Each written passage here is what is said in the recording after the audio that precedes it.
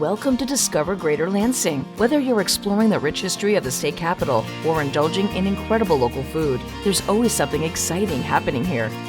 Discover living. Discover mobility. Discover downtown. Discover giving back. Greater Lansing offers breathtaking activities and outdoor adventures, ensuring a perfect balance of city life and natural beauty. Discover the warmth. Discover the charm. Discover Greater Lansing. The journey begins now. Hello and welcome back to another fantastic show of Discover Greater Lansing. Today we're all green and white with the MSU Extension. We have Kias here today and Sarah, who are going to talk about something so very important so that we can all live, work, and play in this greater Lansing area, this region. Mental health and mental wellness is so very important. So Kia is going to start us off with mental health, and especially for our young people, and why that's so very important. Yes, it definitely is. Mental health is important for all of us, but especially youth, because sometimes people think that youth don't have stressors and that youth don't experience the similar things as adults. And we know that is not the case. Young people feel things, they have their own emotions, and we have to support them through their mental health challenges. So it is very important. It is. It's critical for the family unit and Yes. kids. I mean, it's tough being a kid as it is. It is. And then throw in a pandemic and throw in just everything that goes with changing as an adolescent. And you provide that support, that network that helps them. And what does that look like? Is it through programs or counseling? And what exactly, how do you reach out, or how do they find you? Yes, so a variety of programs we have through MSU Extension, through our 4-H youth development programs. We offer programs in schools and after-school programs, and the programs are centered around youth learning skills to help them when they experience challenges or crisis situations. So those programs could be teen mental health first aid is one example, and we offer that to high schoolers, and the 9th through 12th grade students have a series of sessions that they go through, usually 7 to 8 sessions, and they are all around teaching young people about mental health challenges and then giving them a process to follow if they see that themselves are going through a challenge or one of their peers. So they learn the ALGE action plan, which outlines how to help themselves or their friend through a challenging situation. And then we also take it a step further to teach them who are the people in their school that they can reach out to support them once they identify that something's going on. So that might be the school counselor, the school social worker, or maybe even a teacher. And those adults in the school have been trained in youth mental health first aid, so that then they have the skill set to support the youth. And then if there's any additional things that are going on and community resources are needed, we connect the young people with therapists or other mental health professionals within the community, so that then they have that long stretch of resources that can support them. Wow, it's fantastic. They didn't have, way back in the day, they didn't have anything like that. And people didn't really talk about mental health. And today, it's so good that we can have the conversations without the stigma. And then especially starting at a younger age, because you don't have to keep it quiet, you don't have to keep it all inside. And so I'm interested, so you work with the schools, is it just throughout the region or all over the state? Oh, great question. All over the state. We work with schools in every community. Right now we're in about 12 different schools across the state, and we stretch all the way to the UP.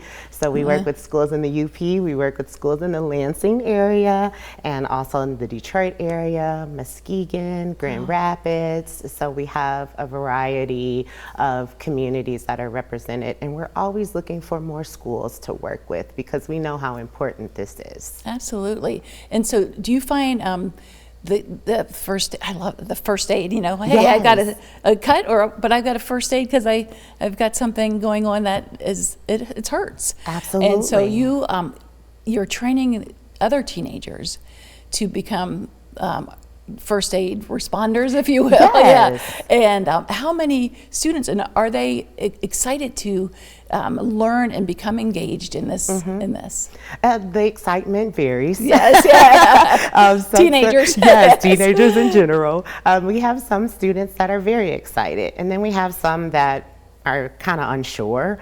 But the great thing about this program is we offer it to one full grade. So all the students get the same information.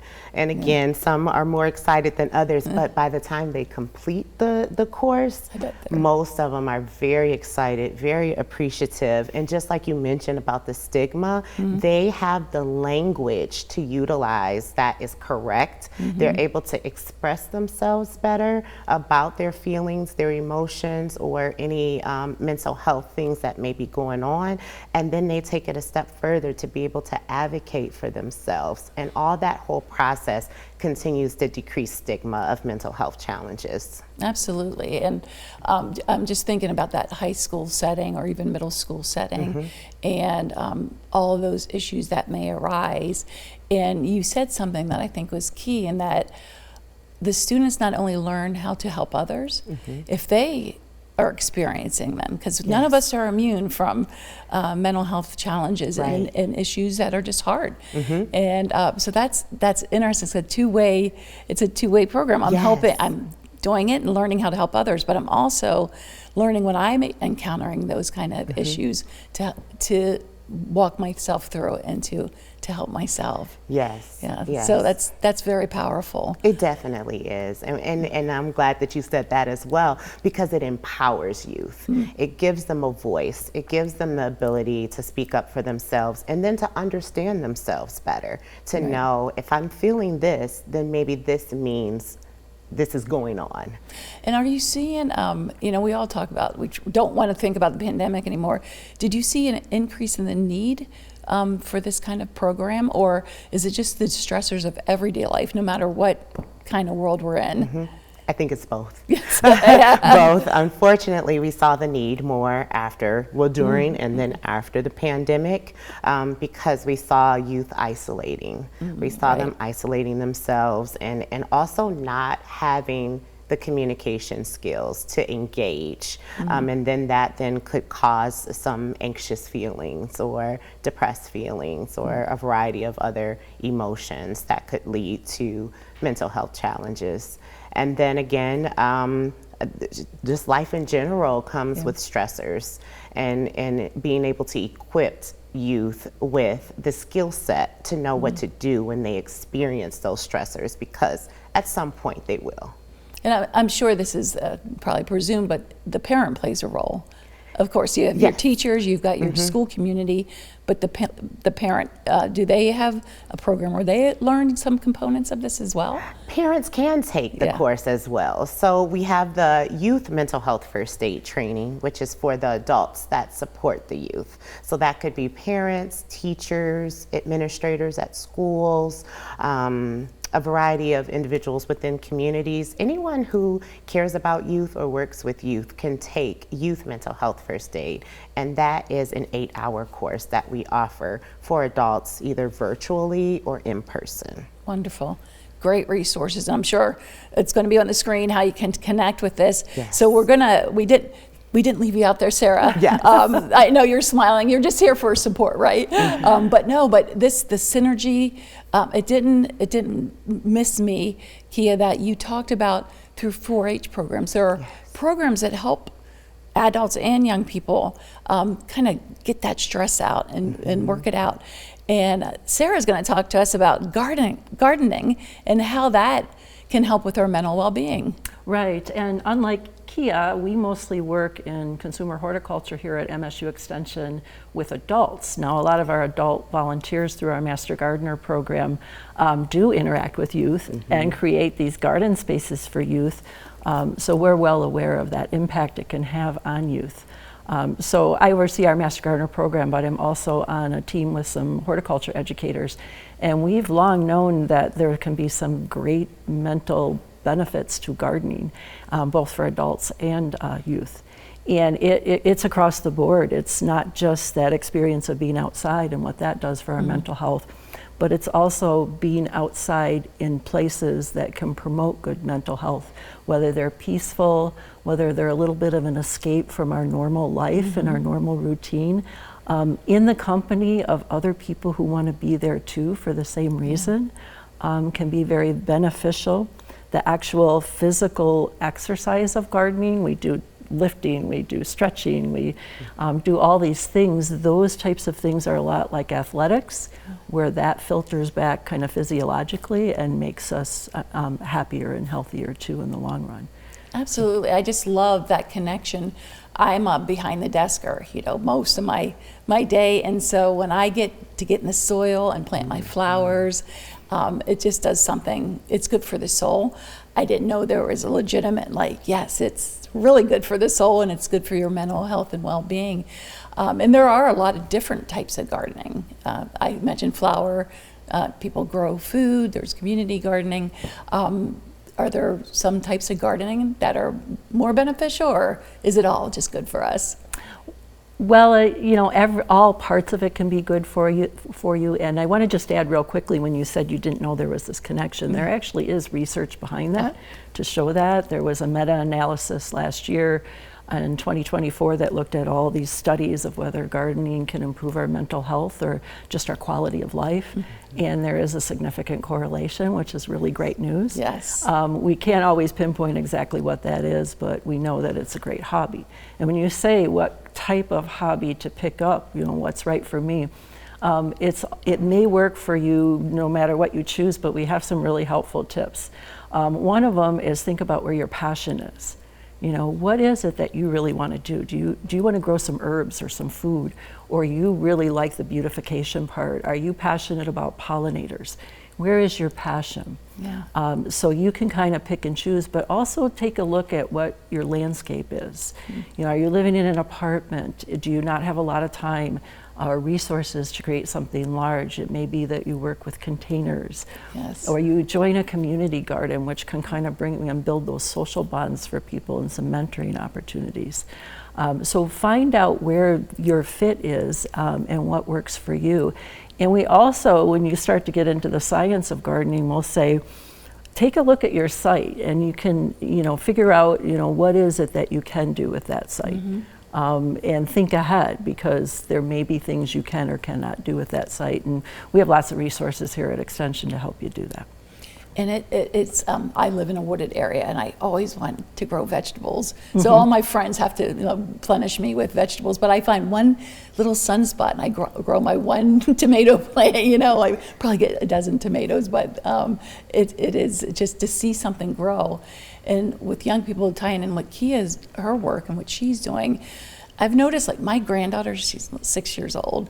She took an avocado pit and just, with the toothpicks that everybody does. And the excitement of watching things grow in life, it's very uplifting and healing for folks. So do you work with all ages, or is yours more centered to the adults in the gardening program? Well, it depends on what people are looking for. Our Master Gardener program is an adult program, and I'll talk a little bit about those resources in a few minutes. But it really depends on what the community needs are.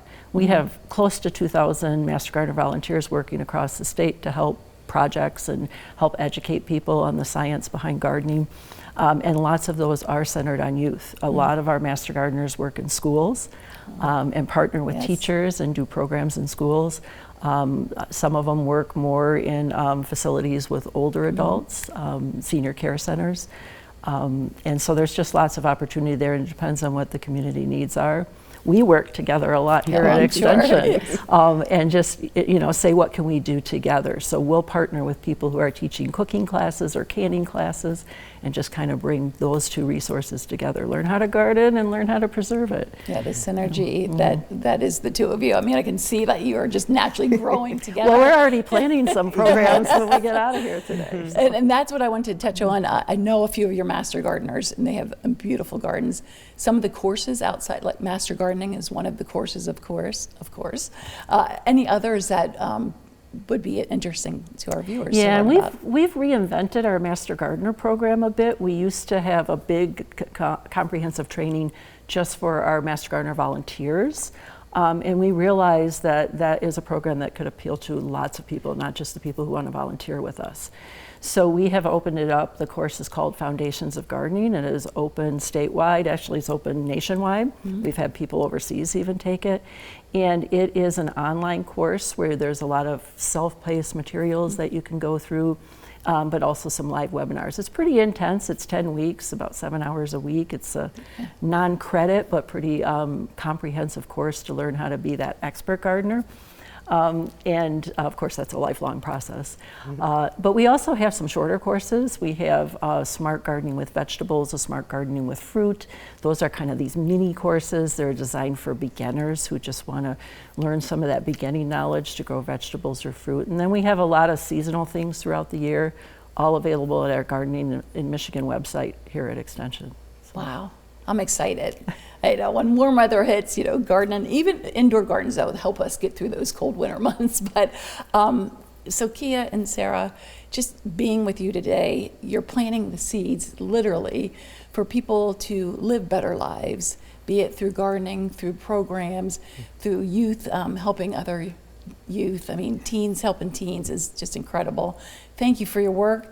I'm sure your online site's gonna blow up with people just wanting to learn more. Thank you so much for being here today.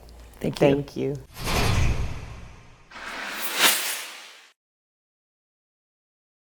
CATA's Regional Mobility Solutions makes a difference in our community. Hear what riders and community leaders have to say about the value CATA delivers to the capital city area.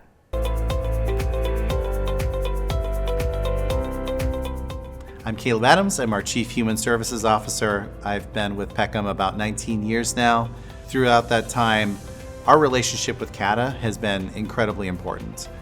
Incredibly important in serving the individuals with disabilities and other barriers to employment that we serve here at Peckham on one of our social enterprises, or that we place in a community employment outside of Peckham. We employ about 4,000 people a year across mid-Michigan, Arizona, and London, Kentucky. And we serve another 3,000 in community programs for youth with disabilities, residential programs, adult foster care homes, as well as workforce development programs. CATA has always been a strategic partner. When we built this building, which is our corporate headquarters and one of our larger manufacturing facilities, CATA partnered with us to put in a bus stop right next to our main location so that all of our bus riders could get to work on a daily basis. Every time we set up a new location or every time we set up a new plant, CATA is always there to work with us to add stops or to change routes so that people can get to work in a timely manner. CATA is always there for us to help us figure out how to serve the complex needs of this community. It's not easy. It takes work. And I've never called CATA and heard a no. I've always heard, let's figure out how to make this work. And that has pretty much defined our partnership.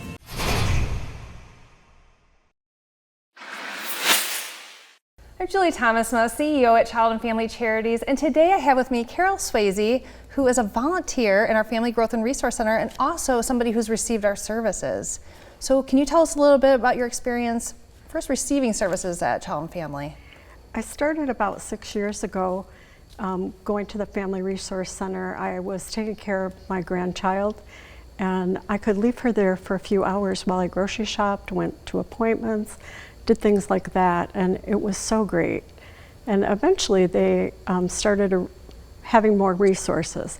You can get diapers there now, you can get food, you can pick up clothing in our little shop, and so many other services that are available if you need help in your community.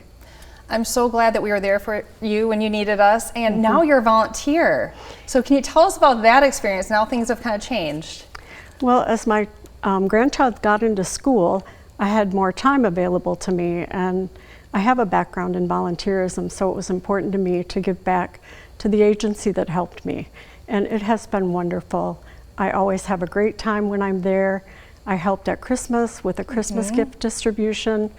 Also, there is a fall distribution for going back to school, And now I'm just working in the resource center, sorting clothes, getting things ready for people that come in, and I always have a great time. Well, thank you. So if you have volunteering on your heart, we encourage you to check out childandfamily.org and sign up with us. We always need more volunteers. We really are run by our community. It's a wonderful place. Please call Quinn. Thanks.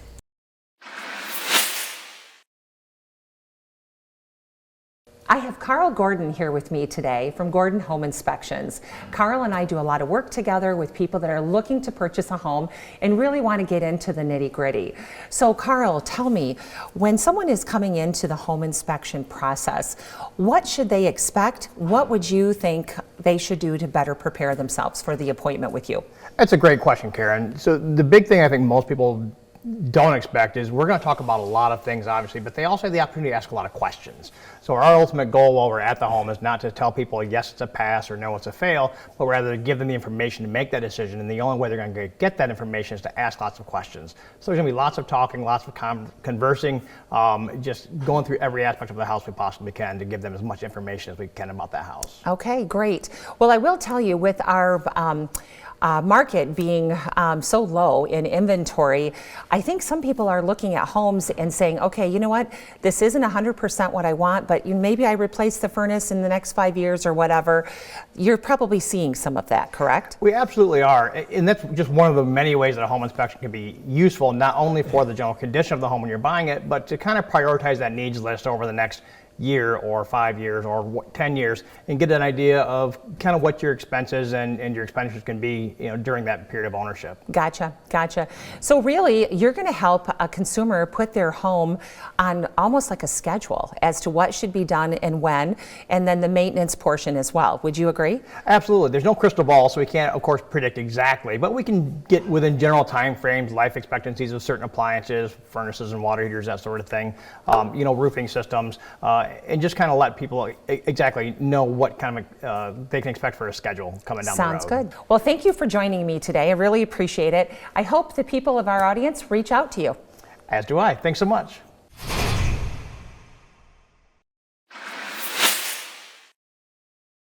Hi, I'm here today with Molly Woods, and she helps entrepreneurs bring their ideas to life when it comes to food and beverages. And so what's the first thing, Molly, that someone should do if they have an idea that they want to pursue? Well, a lot of people start by, family and friends give them some feedback. Maybe have their product tried by someone who's not a family or friend who will maybe give them some honest feedback about the product, and then decide if that's something they want to try and commercialize. It takes a lot of work and a lot of time, and if they're ready, we're here to help them. That's great. Work and time, two major ingredients for whatever food you're developing. That's right. What are some of the great ideas that have come through your office? We've had so many, and we host an annual trade show called Making It in Michigan.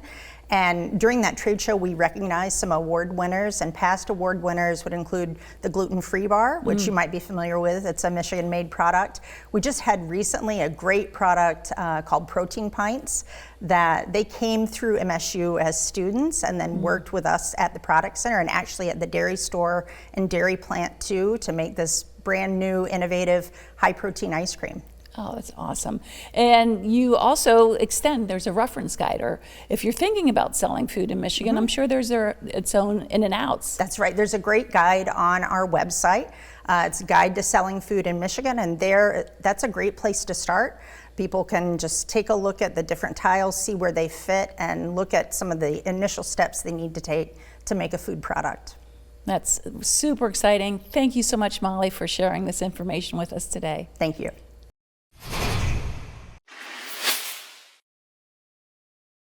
Hi, today we're here with John Person, the chair of the International Grants Committee for the Lansing Rotary Club Foundation. John, thank you so much for being here with us today. My pleasure. Can you talk a little bit more about the Rotary Club of Lansing's foundation and the work that you do? Sure. As part of Rotary International, we focus on their focus areas, which is health, clean water, local economic development, those sorts of things. Excellent. And so through the International Grants Committee, I know you funded a number of projects recently. Can you talk about a specific project? Sure. An interesting one is the KGSA Foundation. It supports a girls' school outside of Nairobi in Kenya. And we've supported that organization for a number of years. They came to us and said, you know what we really need? We need a well, because they don't have running water there. They buy water from trucks. So we are coordinating with Rotary clubs in the United Kingdom, in Nairobi itself, and our club, and together we put together this project to drill a well. And an interesting aspect of that is, in addition to providing water to the girls' school, they will have a ATM kind of situation where local people, families of these girls, can buy water kind of through a machine right there in that well. So we're supporting not only that girls' school, but kind of that community that needs that level, and that fits with Rotary International's Clean Water for Folks. Yes, it does. So, I love that collaborative effort, and I love this project. So thank you so much for being here with us today and talking about the Rotary Club of Lansing Foundation and the work that you're doing. We're proud of the work that we do, and we'll continue to keep on going.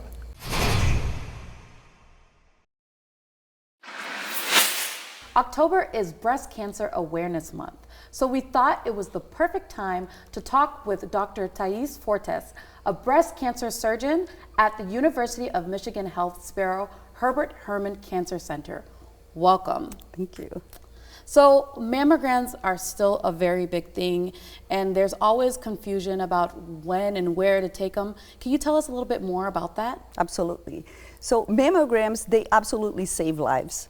But there is still a lot of controversy about when to start them and how often to do them.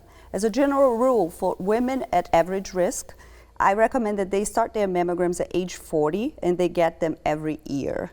And the reason behind that is that early cancer diagnosis will improve survival rates and will allow us to offer less aggressive treatment options. And so somebody is diagnosed with breast cancer, and we hear that often.